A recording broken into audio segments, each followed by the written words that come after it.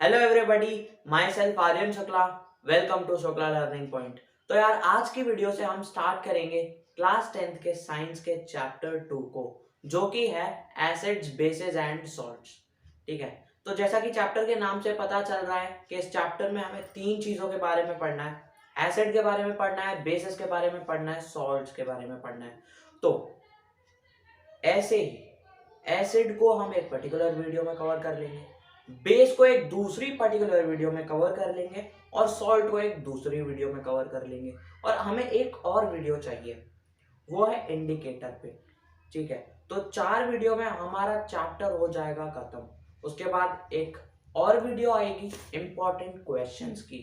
ठीक है, तो उसमें आपको एक आउटलाइन मिल जाएगा, आप कह सकते हैं एक ब्रीफ रिवीजन मिल जाएगा आपको इस चैप्टर का उस वीडियो में। तो चलो यार, इस वीडियो में हम पढ़ेंगे इंडिकेटर्स के बारे में। तो चलो यार, बिना देरी किए केमिकल्स को इंडिकेट करते हैं।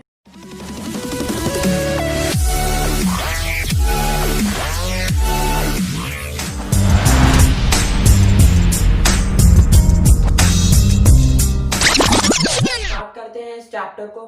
तो सबसे पहला टॉपिक जो है इस चैप्टर में वो है इंडिकेटर। तो इंडिकेटर क्या होता है और उसको पढ़ना क्यों जरूरी है ये हम बता देते हैं। तो देखो भाई, एसिड्स बेसिस एंड सॉल्ट्स है इस चैप्टर का नेम। ठीक है, तो ये जो एसिड्स बेसिस हैं, ठीक है, और सॉल्ट्स हैं, तो ये क्या है एक्चुअली? ये है क्लासिफिकेशन किसका? कंपाउंड्स का। ये एक टाइप है क्लासिफिकेशन कंपाउंड्स का। ठीक है, तो हमने कंपाउंड को क्लासिफाई कर दिया एसिड्स में, बेसिस में, सॉल्ट्स में। ठीक है, अब मान लो कि आपको कोई भी केमिकल रख दिया जाता है आपके सामने। ठीक है, कोई भी केमिकल रख दिया जाता है आपके सामने, या फिर कोई भी सब्सटेंस रख दिया जाता है नॉर्मली। ठीक है, अब आपसे पूछा जाता है कि बताओ भाई ये एसिडिक है या फिर बेसिक है, तो आप कैसे पता लगाओगे? कैसे पता लगाओगे? तो उसके लिए हमें पढ़ना पड़ेगा इंडिकेटर्स के बारे में। ठीक है, तो चलो यार इंडिकेटर की डेफिनेशन को पढ़ लेते हैं। इंडिकेटर्स, नाम से तो भाई पता पड़ रहा है कि इंडिकेटर किसी चीज को इंडिकेट कर रहा है। किसी चीज को इंडिकेट कर रहा है वो हो जाएगा इंडिकेटर। तो अब प्रॉपर डेफिनेशन पढ़ लेते हैं इस चैप्टर के हिसाब से।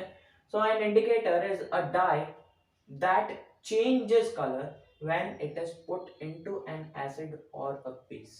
ठीक है, क्या है कि एक इंडिकेटर, ये जो इंडिकेटर है ये एक टाइप की डाई होती है जो अपना कलर चेंज कर लेती है अगर उसको एसिड में डाला जाए या फिर बेस में डाला जाए। कहने का तात्पर्य ये है कि हमने कोई भी केमिकल ले लिया, मान लो एक है ए केमिकल और एक है बी केमिकल। अगर ए है एसिडिक, तो अगर इसमें कोई पर्टिकुलर इंडिकेटर को डाला जाए ए में जो कि एसिड है, तो कोई पर्टिकुलर कलर चेंज हो जाएगा। ठीक है, और अगर बी में डाला जाए तो कोई दूसरा कलर चेंज हो जाएगा। ठीक है, और इस बेसिस पे ये हमें बताते हैं कि कौन सा केमिकल एसिडिक है और कौन सा केमिकल बेसिक है, यानी कि कैसे? कलर चेंज से। ठीक है, वो अपना कलर चेंज कर लेते हैं और हमें बताते हैं कि कौन सा केमिकल एसिडिक है और कौन सा केमिकल बेसिक है। तो हम कह सकते हैं कि indicator is a chemical which tells us whether the substance is acid or a base। ठीक है, तो ये हमें बताते हैं कि सब्सटेंस एसिडिक है या फिर बेसिक है। ठीक है, तो कुछ इंडिकेटर्स भी दिए हुए हैं आपके एनसीईआरटी बुक में, तो अब हम उन्हें पढ़ें।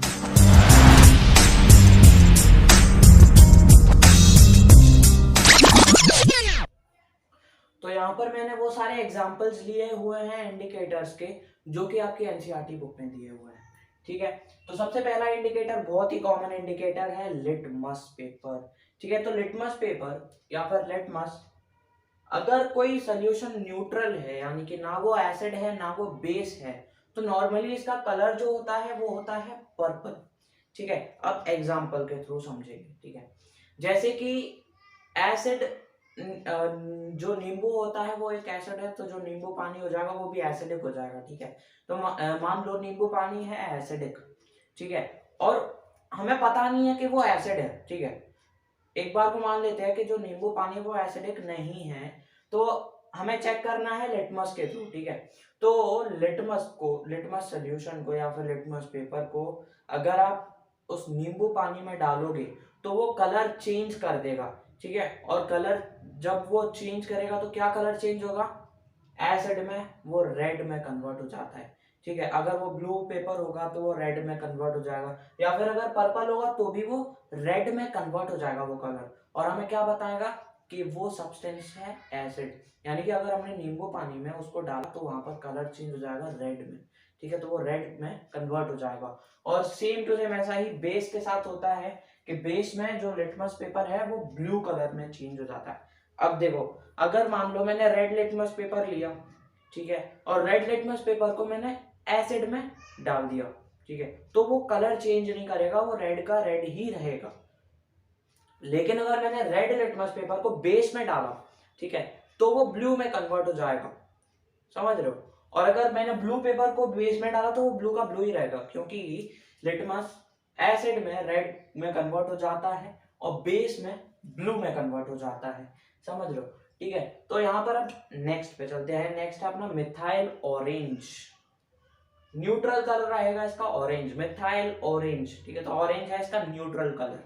अगर न्यूट्रल सोल्यूशन में इसको डाला जाए तो कलर रहेगा ऑरेंज, एसिड में हो जाएगा ये रेड। ठीक है, तो मिथाइल ऑरेंज को किसी भी एसिडिक सब्सटेंस में डालोगे टेस्ट करने के लिए तो उसका कलर हो जाएगा रेड, ये रेड में चेंज हो जाएगा। ठीक है, ये रेड में चेंज हो जाएगा। बेस में इसका कलर हो जाएगा येलो। अब इसको मिथाइल ऑरेंज वाले को याद करने के लिए ट्रिक देखो, माई apple is red and my banana is yellow, यानी कि माई यानी कि एम से हो जाएगा मिथाइल, एप्पल और एसिड यानी कि ए आ रहा है तो एसिड एप्पल। ठीक है, तो my apple is red red. ठीक है, यानी कि मिथाइल ऑरेंज एसिड में रेड हो जाएगा, यानी my apple is red and my banana is yellow, यानी कि banana for B and B for base, okay, and yellow, तो माई बनाना इज येलो। तो इसको याद करने की ट्रिक ये है। ठीक है, तो मिथाइल ऑरेंज न्यूट्रल कलर, मतलब न्यूट्रल सब्सटेंस में है जो कलर रहेगा ऑरेंज रहेगा, एसिड में रेड हो जाएगा और बेस में हो जाएगा येलो। अब आते हैं फेनोल्फ्थलीन पे। फेनोल्फ्थलीन होता है कलरलेस, ये एक केमिकल है कलरलेस। ठीक है, फेनोल्फ्थलीन ये कलरलेस रहेगा न्यूट्रल में। ठीक है, एसिड में भी ये कलरलेस ही रहेगा। ठीक है, कोई कलर चेंज नहीं होगा, बट बेस में अगर इसको डाला जाएगा ना तो ये पिंक में कन्वर्ट हो जाएगा। ठीक है, अब आते हैं रेड कैबेज पे। रेड कैबेज का भाई साफ साफ दिख रहा है रेड कैबेज, तो यानी कि न्यूट्रल में रेड ही रहेगा।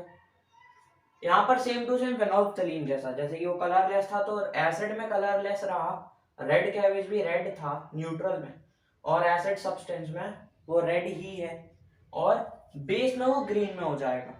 ठीक है, और हाइड्रेंजिया एक फ्लावर होता है तो जिसका न्यूट्रल कलर है ब्लू। ठीक है, और अगर इसको एसिड में डाला जाए तो भी ये ब्लू ही रहेगा, और अगर इसको बेस में डाला जाए तो पिंक रहेगा। यानी कि देखो ये इतने कलर चेंज हो रहे हैं, और इस हिसाब से हम पता लगा सकते हैं इन इंडिकेटर्स की मदद से कि कौन सा सब्सटेंस एसिड है और कौन सा सब्सटेंस बेस है। देखो हाइड्रेंजिया फ्लावर की एक बात बताऊं मैं आपको कि कोई भी सॉइल है, जैसे कि मान लो इस हाइड्रेंजिया फ्लावर को कोई बेसिक सॉइल में उगाया जाए, यानी कि वहां की जो सॉइल होगी वो बेसिक होगी। इसके बारे में हम आगे और पढ़ेंगे जब हम पीएच पढ़ेंगे, यूनिवर्सल इंडिकेटर के बारे में पढ़ेंगे, तो और हमें पता पड़ेगा। लेकिन अभी के लिए मैं आपको बता दूं, अगर इसको कोई बेसिक सॉइल में उगाया जाए तो इसका जो फ्लावर का कलर होगा ना वो पिंक आएगा। ठीक है, और अगर इसको एसिडिक सॉइल में उगाओगे ना तो वो ब्लू कलर का आएगा फ्लावर। ये इसके बारे में एक बहुत ही बढ़िया फैक्ट था। ठीक है, तो ये है इंडिकेटर्स। अब देखो इंडिकेटर्स दो टाइप्स के होते हैं, नेचुरल इंडिकेटर होते हैं और एक आर्टिफिशियल इंडिकेटर। यानी कि ये लिटमस, हाइड्रेंजिया, रेड कैबेज, ये सब क्या है, ये नेचुरली अकरिंग जो है इंडिकेटर्स है, और मिथाइल ऑरेंज और फेनोल्फ्थलीन ये आर्टिफिशियली बनाए गए हैं लैब में। ठीक है, तो ये मिथाइल ऑरेंज और फेनोल्फ्थलीन है आर्टिफिशियल इंडिकेटर। अब एक टाइप का और इंडिकेटर होता है जो कि है ऑल फैक्ट्री इंडिकेटर, तो चलो अब उसके बारे में।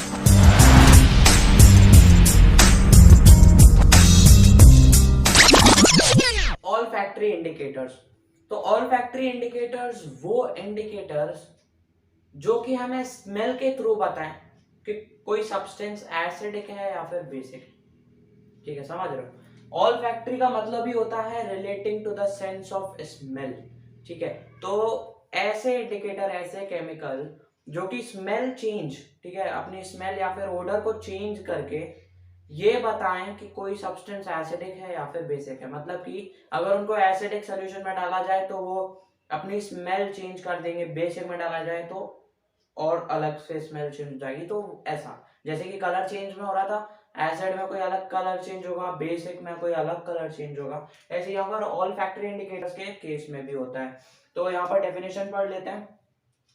डेफिनेशन है दो सब्सटेंसेस हुज स्मेल चेंजेस, ठीक है, दो substances whose smell changes in acidic और basic solutions are called olfactory indicators. ठीक है, तो ऑल फैक्ट्री इंडिकेटर्स के एग्जांपल देख लेते हैं। ऑनियन, अनियन और वनीला। ठीक है, अनियन और वनीला की एक कोई कैरेक्टरिस्टिक स्मेल तो होगी, है ना। अनियन की आप तो इसको रोज ही यूज कर रहे हो, वनीला को भी आप यूज कर रहे होगे, वनीला एसेंस आता है। ठीक है, तो इसकी एक कैरेक्टरिस्टिक स्मेल है। ठीक है, अब एक एग्जांपल लेते हैं। ठीक है, जैसे कि आप कोई पीस ऑफ क्लॉथ ले लो। ठीक है, कोई पीस ऑफ क्लॉथ ले लो, उसमें या तो आप वनीला एसेंस के ड्रॉप्स डाल के रख दो पूरी रात भर, या फिर अनियन के जो पीसेस है, ठीक है, उनको मतलब कट कर कर कुछ पीसेस अनियन के उस क्लॉथ में रैप करके रात भर रख दो। तो उसमें क्या, उस क्लॉथ में उस या तो अनियन की या वनीला की जो भी चीज आपने यूज की है उसकी कैरेक्टरिस्टिक स्मेल आ जाएगी उस क्लॉथ में। ठीक है, जो स्मेल होती है। अब अगर आप उस क्लॉथ पे एसिड डालोगे, कोई सब्सटेंस, अगर मान लो आपको पता नहीं कि वो एसिड है या फिर बेस, आपने सिंपली सब्सटेंस डाला। ठीक है, वो सब्सटेंस डालने के बाद अगर वो जो कैरेक्टरिस्टिक स्मेल थी, जो स्मेल आ रही थी, ठीक है, जब आपने कोई चीज नहीं डाली उस कपड़े पे, जब वो जो स्मेल आ रही थी, अगर वो वैसी ही स्मेल रहती है उस केमिकल को डालने के बाद, तो वो केमिकल एसिड होगा। ठीक है, वो केमिकल होगा एसिड, क्योंकि एसिड में आप दोनों में से किसी के भी ऊपर अगर एसिड डालोगे ना, तो ये जो है अनियन और वनीला, ये अपनी स्मेल को रिटेन ही रखते हैं, यानी कि एसिड से कोई अंतर नहीं पड़ेगा उनको। और अगर वहां पर वो जो कैरेक्टरिस्टिक स्मेल है वो डिटेक्ट नहीं हो रही है, ठीक है, तो इसका मतलब है वो जो केमिकल होगा वो बेस होगा, क्योंकि base destroys the characteristic smell, okay, of these chemicals, onion और वनीला। ओके, तो अगर आप उस क्लोथ को साबुन से धोओगे तो वो स्मेल चली जाएगी। ठीक है, क्योंकि सोप इज अ बेस। ठीक है, तो वो बेस से अगर आप उसको वॉश कर दोगे ना, तो वहां पर वो स्मेल चली जाएगी। और अगर आप कोई भी एसिडिक सब्सटेंस से उसको धोओगे तो वो नहीं जाने वाली, क्योंकि एसिड अगर डालोगे तो वहां पर वो जो स्मेल है वो रिटेन हो जाएगी, और अगर बेस डालोगे तो वो जो स्मेल है वो डिस्ट्रॉय हो जाएगी। तो ये था हमारा इंडिकेटर्स का सेशन। ठीक है, अब रिवाइज कर लेते हैं। इंडिकेटर्स क्या होते हैं? इंडिकेटर्स सिंपली ऐसे डाइज या फिर केमिकल्स जो कि हमें कलर चेंज के थ्रू बताएंगे कि कौन सा सब्सटेंस एसिड है, कौन सा सब्सटेंस बेस है, उनको हम एसिड बेस इंडिकेटर भी बोलते हैं। ठीक है, तो उनमें कुछ एग्जांपल्स थे, जैसे कि लिटमस पेपर हो गया, हाइड्रेंजिया का फ्लावर हो गया, रेड कैबेज, फेनोल्फ्थालीन। ठीक है, और इंडिकेटर्स दो तरह के होते हैं, ऑल फैक्ट्री और सिंपल जो indicator, acid base indicator. All factory indicator वो जो कि स्मेल के थ्रू बताएं, और एसिड बेस इंडिकेटर वो जो कि कलर चेंज के थ्रू बताएं कौन सा सब्सटेंस एसिड है, कौन सा बेस है। ठीक है, नेचुरल इंडिकेटर होते हैं जो कि नेचुरली अकरिंग होते हैं, और आर्टिफिशियल होते हैं जो कि लैब में बनाए जाते हैं, जैसे कि फेनोल्फ्थालीन हो गया और मेथाइल ऑरेंज हो गया। ओके, तो ये था हमारा इंडिकेटर के बारे में सेशन।